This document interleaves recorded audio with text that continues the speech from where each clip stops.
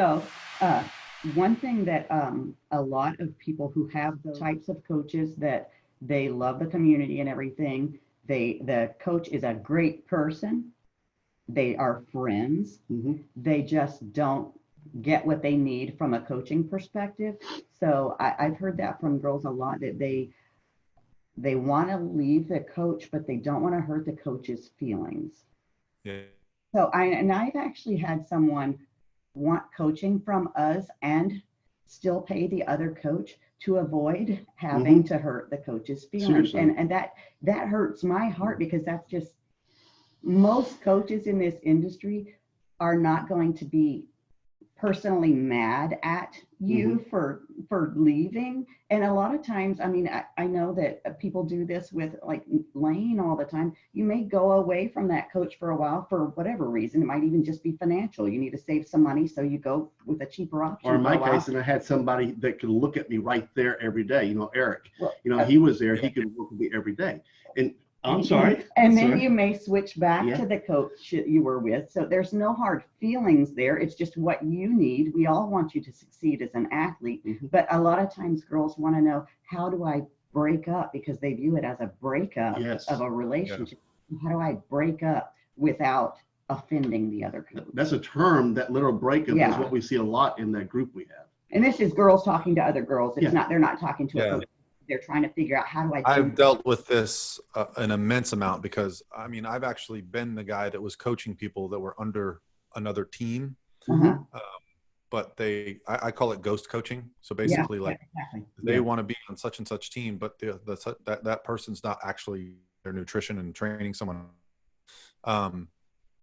Emotions about it. I mean, I get the idea of loyalty. For myself, because I've had clients leave and be like, hey coach, I'm going to go work with somebody else. What I want to see from that person is, let's have a conversation, let's discuss it, or at least give me a reason. Let me become a better coach. Coach people. I would never, oh my gosh, so-and-so left my team, they're a bad person. No, like, okay, like I'm not the perfect fit for every single person. Okay. There is a better option. That's okay. There's nothing wrong with that. But there is a better option. What I do, if you can find someone that lives in your gym that understands nutrition and training the way I do, that's probably a better option than me, who's online and not in. The thing is, I don't think that there's many of those people on this planet right now. Okay. And I think that's going to change over time. Over time, there's going to be better and better, coaches. So I think that you and me, we got into the industry when there was literally a few dozen good coaches, right? And so, I took that as I've taken that opportunity to work with amazing people from other teams, and I never got offended if they're like, well, I can't discuss that we're working together. Likewise, I never get offended if someone leaves. Does it hurt sometimes? Of course. I consider them family, friends. I invest a lot of time with them. I'm on the phone calls with them. I go to their houses. They come to my house. Like, these are people that I consider a part of my life. But to me, if they decide that they need to go work with somebody else, that means that they put some thought into that, right? There's something that I'm not providing, and I try to focus on that instead of the anger. And I've had people come to me from another team, announce it, and then they get a message from their old coach. You're a piece of crap. You'll never succeed. We're going to watch you like fail. And then they go get a pro card with me, and then they try to take credit for it. So you find that all the work I put in is why they got that pro card. But they were always last place at nationals. Rare for that to happen. We've had that happen too with some previous coach messaging them or bad mouthing them around the community. But all in all, it's not as common as the girls fear it is, I think. Listen, you're paying someone. That's a privilege. I have a privilege of coaching somebody. If they choose to take their money and go somewhere else, so be it. I've always been in the fortunate situation that I have way more inquiries than I have space available. So like, I don't know if you guys follow Mark Bell, but he's got a famous saying, you're either in or you're in the way. And that's the way I look at it. Like, you're either in with me or you're in my way. Not that I'm going to go out of my way to like do anything negative, but like, you're in another lane now. I'm focusing on who's here. I'm not focusing on who left. So you're focusing on your team, your family is what you're doing. And yes, family comes first. And that I just hope I set a standard high. They leave, they're like, damn. That's what I hope. Whether or not that happens, I don't know. Yeah. Did you have something else you wanted from the book? No. There? Okay. So next question then would be off-season work. Okay. Off-season. You've just completed, you're off the stage now. It's time to start reversing up. So when it's time to start kind of putting a little weight back on and you're trying to get them back into that reverse diet mentality, is there something you look at, like maybe we'll go a little faster in the first few weeks, then we'll kind of slow it down because you want to get the body weight up a little bit and try to, get them normalized, which takes a lot of time. But do you have something in particular that you look at when you're doing that? Their overall being. So I'm looking at, are you food focused, sleeping? How's your recovery? The thing that I did, like I said, last year that was way different was that every one of my clients that competed, the food was going up into the show. So we're basically starting on numbers right around where they would be at that highest day before the show. So we're starting off in a nice place, built them up so that they're not food focused. You bring the cardio down, you bring the food up, and then you just kind of go week by week and go, okay, how are you doing? If I get a text message from a client right now, coach, I'm struggling. Can I add some food? Of course. Can I have a free meal? Of course. This isn't prep. Hey, coach, can I go out and have a drink? Of course. This is not prep. So sometimes you have to unprogram that. And I fully love getting those messages. Man, they're really in it. They're still even questioning, should they have a drink? So the thing that I've learned to do, but the two things that's beneficial is A, fixing, bringing food up going into show day. B, setting the next goal. It was over. So win, lose, or draw, what do we want to do next? If we're all at this show, do you want to go do nationals or do you want to wait a year? So we're already talking about extending the goal, because I think for me, the first time I prepped, the toughest thing, I had no goal. I didn't even know if I was ever going to do another bodybuilding show. And every successive prep after that, I've already had my next goal in mind. And that really is a strategic approach. What is our entire strategy going to be? Yeah. And which steps do we need to take along the way to get there? Yeah, I kind of take it like a little bit of again, reverse engineering. So say you want to compete again 18 months from now, whatever it is. Okay, so let's take a look at that and kind of work our way backwards to kind of see where we're going to go. Do kind of take things day by day, of course, but at least giving them a full plan up to that big picture time really helps them on that goal setting that you said, and that's extremely important. You want this one? Yeah. Okay. So yeah, here's a good one. You're gonna love this. Pros and cons of cutting weight before building or upregulating your metabolism. So you're overweight in the off season. You want to do a little bit of. So this is more for new competitors. We see this on the bikini groups a lot. Somebody just is intrigued by the sport and they see the girls on stage and they want to do that, but they haven't been in the gym before. And so they've got excess body fat. Oh, okay. Should they cut first and then build muscle and then cut for the show? What are your thoughts on that? And let's make it a little bit easier because so many variables. Let's say somebody who's maybe anticipated, of course, we don't have that crystal ball, anticipated 20, 30 pounds over what you think a stage weight would be. We're not talking about somebody who's obese or somebody who's only about 10 pounds away. They just lack muscle tone. Yeah, they lack muscle tone, and about 23 pounds right now you would think they would have to lose. Yeah, I think the important thing is what's their background. Do they have a background in gymnastics or, Deraja had a background in tennis. So she had only been weight training a year or two when she first competed. So it depends on the background of the athlete. Do they already have a base of muscle that they're going to be cutting from?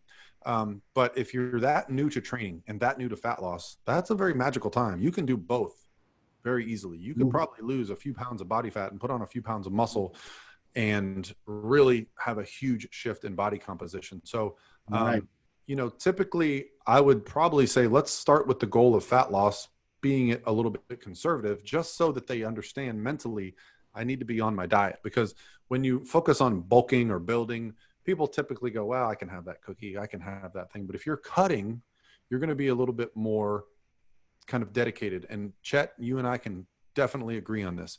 Whenever I start a prep, first 8 weeks, it's magical. I'm losing body fat. I'm hitting PRs.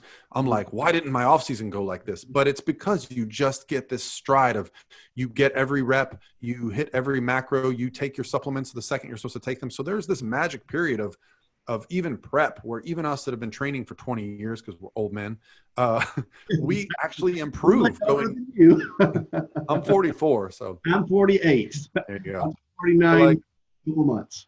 yeah, so like I fully believe if you put somebody on a, not aggressive, but a nice gradual plan, give them a quality training program, and they're on that you're going to get newbie gains, you're going to get body recomposition. You'll probably hit a sticking point after a while where that's not going down, and then you can say, hey, do you want to spend some time at maintenance, bring calories back up? Then you can really have something to play with. But anytime experienced people, the hardest person to work with is someone who's been with a really bad coach. Mm-hmm. The best person to work with, when people come to me, they're like, oh yeah, I did my own prep. I'm like, yes.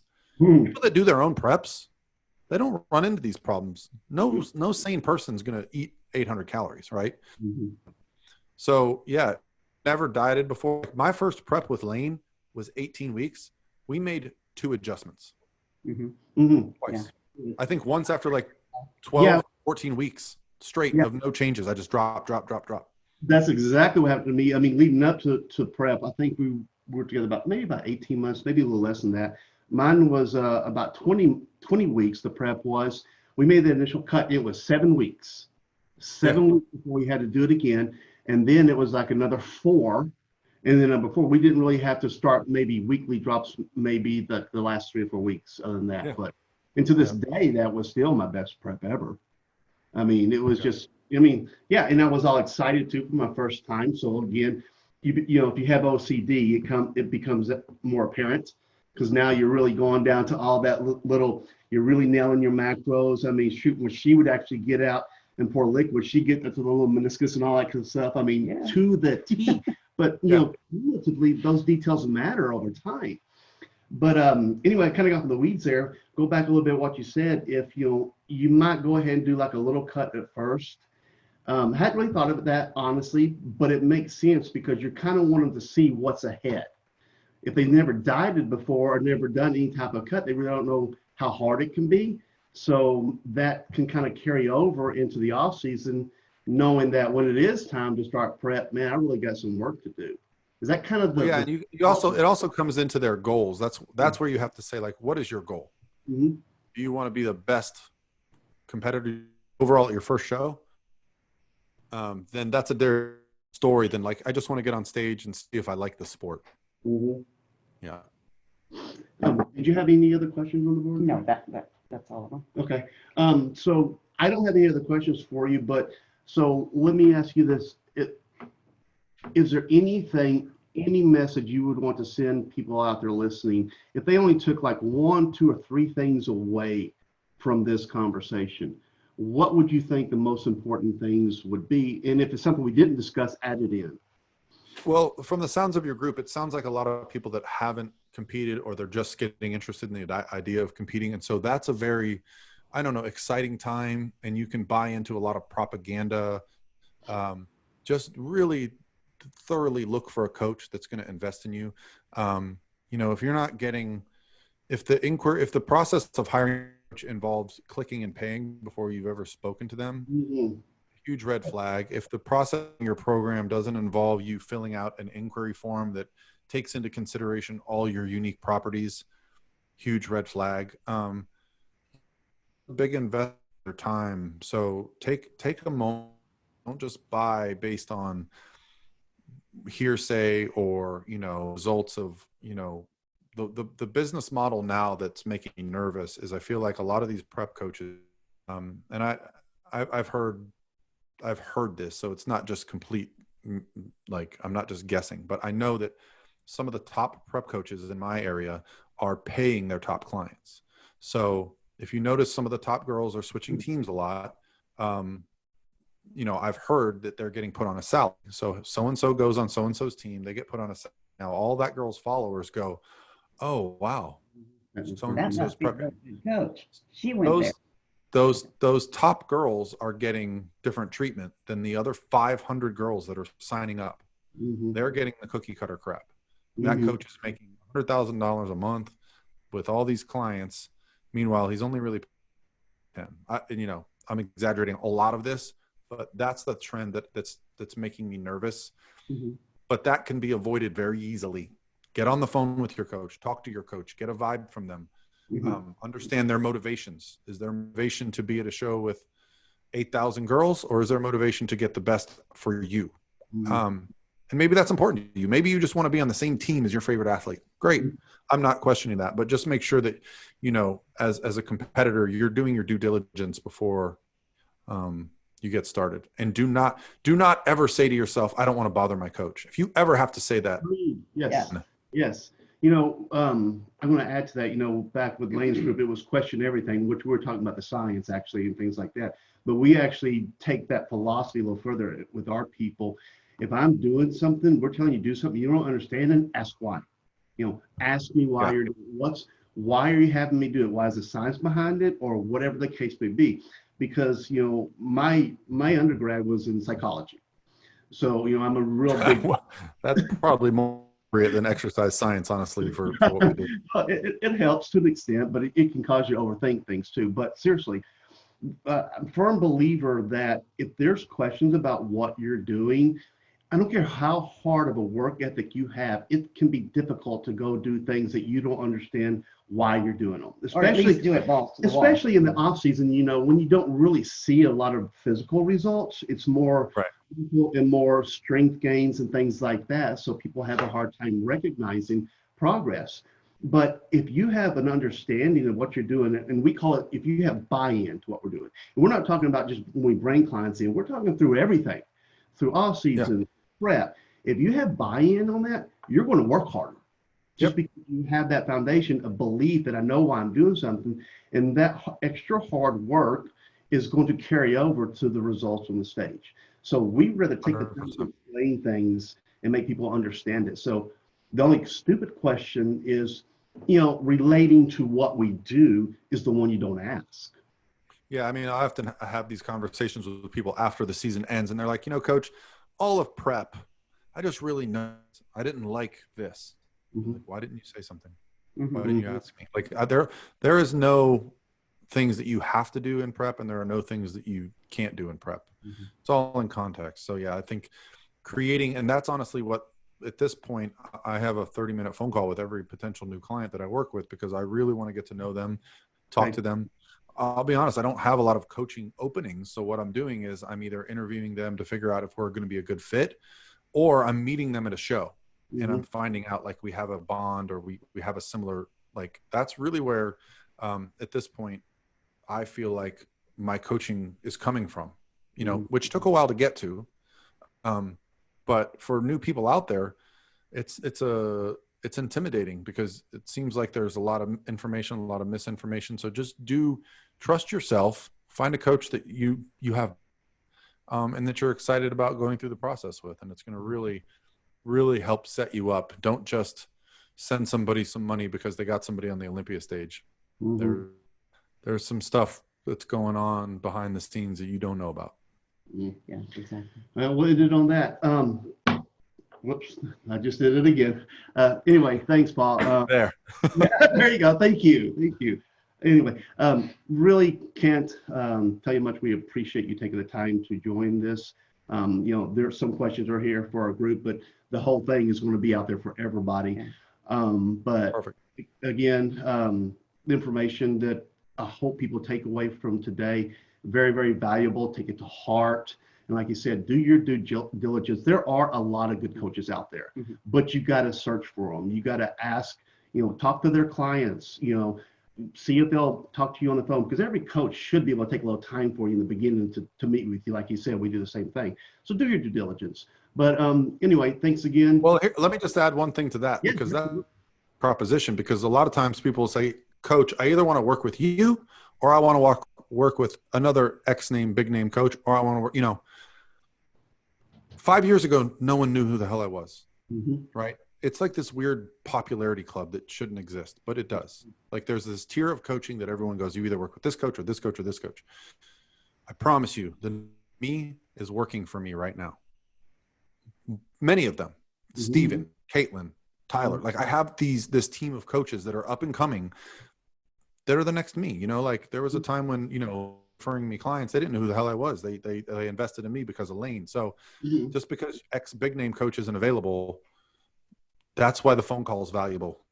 Somebody, and you find out, you know, because they haven't had somebody win the Olympia before doesn't mean that you're not going to be their first client to do so, you know. And that's the one thing that I've really kind of focused on the last couple of years is, you know, I really want to raise up the level of coaching. So it's not just this cool coaches club. It's many, many good coaches out there. Absolutely. Aside from the health benefits that has for competitors when they get a good coach, it's also so much more fun for the audience going to a bodybuilding show when the competitors that are up there have been properly prepped because they look so much better. It's kind of boring when you get there and you know exactly who the first place competitor is, you know exactly who the last place competitor is, and you don't even know what you're looking for. You know, if you're just an audience member. So if we've got like tip top shapes up there, that's an awesome show. The Arnold's going to be fun this year. I've never had a pro at the Arnold, so I'm just excited to see that lineup and stuff. So yeah, I know what you mean. That's, if you have a lot of good coaches bringing a lot of good talent to the stage, it really makes it fun. You know, Cliff Wilson used to talk about that. Like, felt like he was going into these shows, you know, without much pushback versus his clients. And yeah, like they just own it when they walk in the door. Because no, and believe me, nothing gives me more excitement when I know one of my clients is going to be at the Natural World Championships against one of Cliff Wilson's clients. I'm like, hey, let's go. Who's, you know, like bring it. Yeah. That's very exciting. As rivals at the same time on the stage, you know. So there's plenty of good coaches out there. If I know, you know, I have a lot of girls in a show and they have a lot of girls in a show, I know that his girls are going to bring it. I got to bring it, you know, so that's part of it too. I mean, I'm not only competitive when I'm competing on stage, I'm competitive, you know, as a coach. I want the best results for my clients. So and we coach also, but we're judges, and that's more fun for us when the people get up there that we're critiquing and they look phenomenal. You know, you don't want to see everybody up there that's super easy to judge. You want to be having a really hard time picking between your whole top five. We don't even know. And the competitors love that when the judges are like, wow, guys, you all look amazing. We got to do another round of quarter turns. And they're like, let's go. Like, you know, I've been in a class before where they literally did one round of quarter turns and we all walked off stage, you know, and I've also been up there for 5 minutes pouring sweat, and that's way more fun. Yeah, no doubt. Well, I guess that's it. Again, thanks a lot. Appreciate it. Why don't you give everybody listening here and viewing here information how to contact you if they want to? And the best way is my website, prophysique.com. Okay. And like a contact button on there if you want to fill out an inquiry. And really, YouTube and Instagram are my two platforms that I love getting on. I have some private groups for my clients on Facebook, but I don't really Facebook much, you know. So Instagram is, you know, I put out a little bit of information on there. I'll go into my stories. I'll interact with people. You know, me and Lauren have a podcast called Redefine Healthy Radio. That's active on because it's you know, we put it out and a couple of days later it's live and it's not. But the Instagram direct messages, I take a lot of questions from there for my YouTube. So. Yeah, just depending. And then, you know, if you're going to be at a bodybuilding show this year, I'll be at every show this year. Every national show, a lot of the pro shows, Natural World Championships. You know, I've that's the one thing that I've noticed. I think, you know, the longer you do this, you start to really tune into what you enjoy. I just love being at bodybuilding shows. It's like people are like, why do you coach competitors? It's so much easier with lifestyle. And I'm like, I'm the opposite. I cannot. Us too. It's the competition. It's the competition, the adrenaline rush. And I'm not kidding you. I think I get more excited on stage day than our show day for my clients than I ever did competing. And I love competing, but it's kind of famous for my other level. I mean, I you know, last year when you know, Jessica won the Emerald Cup and then Molly won the show here in Boise, I really had tears in my eyes, and I'm not kidding. I did, you know. And it's just, you got to realize most of the people we work with and judge, they're half our age. We're old enough to be their parents, and we really do see them like our kids. And yeah, it's a real emotional ride. But we'll put all that information at the bottom of the YouTube, the summary and everything, and I'll get some more information from you. So, you know, I'll list everything, how to contact you and all your social media accounts. And that's it. So you're going to the Arnold next, right? Yeah, I get to the Arnold on Wednesday. I have 3 amateurs competing Thursday, and then I have Deraja competing Saturday. Friday, I'm doing a seminar with Emily Duncan. So if you're interested in doing, set that up Friday from 1 to 6 p.m. Okay. Mostly I'll be at the Core Nutritionals booth. That's my biggest sponsor that's going to be there. Doug Miller, taken over an entire row this year. He's got 4 brands now. He's got Miraca Energy, Miraca Labs, Core Nutritionals, and Arms Race Nutrition. I mean, he's literally going to have a whole corner aisle. It's crazy. So, Very nice. you know, Doug's doing big things. It's been a fun to be a part of. So the Arnold is going to be fun this year. This is the first year I'm not going to have a powerlifter competing. I've loved, Sean was always a national top 5 and a Arnold competitor. But honestly, like coaching a powerlifter on Saturday, that USAPL meet was like hours long. It was grueling. So this year I get to go be backstage with Deraja at the Pro Bikini. Fan of the IFBB pros in general. It's just going to be, I'm just so excited to like have an athlete competing at that level. I cannot wait. And she looks awesome. Yeah, she does. So We we're were really watching. excited to see that. Yeah. Yeah, she's coming up so we're recording this on Friday. She's coming up Tuesday. We're going to go to USF. We're going to do a body comp test with her. Then we're going to do a full day of eating. And then we'll do some posing and stuff. So yeah, we're going to fine tune. We've already run peak week for a test. And now we've, made some, run the actual peak week what she does. So yeah, she's been just a very, very big light in the, obviously for me and for all that stuff. But I think just for competitors in general that think, well, you can't be successful in bikini. You can't be IFBB as a flexible dieter, as a newcomer. She blew that shit out of the water. She went from an amateur to Olympia qualified in 3 shows. So I remember watching that. That was insane. Love it. Insane. Yeah. I want to back up though. You said you have a seminar or something at the Arnold. If somebody yes, 6 p.m. on Friday. do they they walk into or they got to sign up for? Yeah, no, you got to sign up for it. It's Emily Duncan's seminar. I forget the initials of instant strength, the They training. should be able to find that info on the Arnold website, right? No, on Emily Duncan's. On Emily Okay. Duncan's. Okay. Yeah, she's on Instagram at mdunk. And it's me and Lauren Conlon are speaking there. I know Nick Comedina. You guys don't know him. I'm trying to remember. There's a couple other names that are speaking there that I'm excited about. So it's, it's going to be behind nutrition, kind of evidence-based approach. Mine is going to be on stubborn fat loss. I'm going to do like a 45-minute presentation, a Q&A on what to do in prep when fat loss stalls. What like methods do I use for stubborn fat loss? Yeah, I've been noticing you've been doing a lot of that type of stuff. Like that's one of the ones we should have talked about today. But apparently you got that covered coming up. So yeah, well, I consider it an honor to go to any of these events and talks because you remember the years that I was literally going to these things and driving the bus for Lane, picking people up from the airport, carrying his bags around Australia. So now that I've gotten to become the person that gets to host the events or speak at the events, it's not something that I ever take lightly. I consider it a huge honor. So Come full circle. Yeah, absolutely. Yeah, for sure. Yeah, but you did know a good place for some ice cream when we were down there. That place you took us to. Froyo. Yeah, whatever it was that one time. In Yeah. Tampa.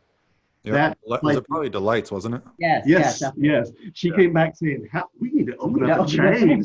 That place. Everybody says that I don't know how. It's literally made by like sorcerers. It's like so much volume of ice cream and the calories are so low and it tastes so good. I know. And it's actually pretty accurate. Like a lot of those foods right, but I've used it in prep before and it's All right.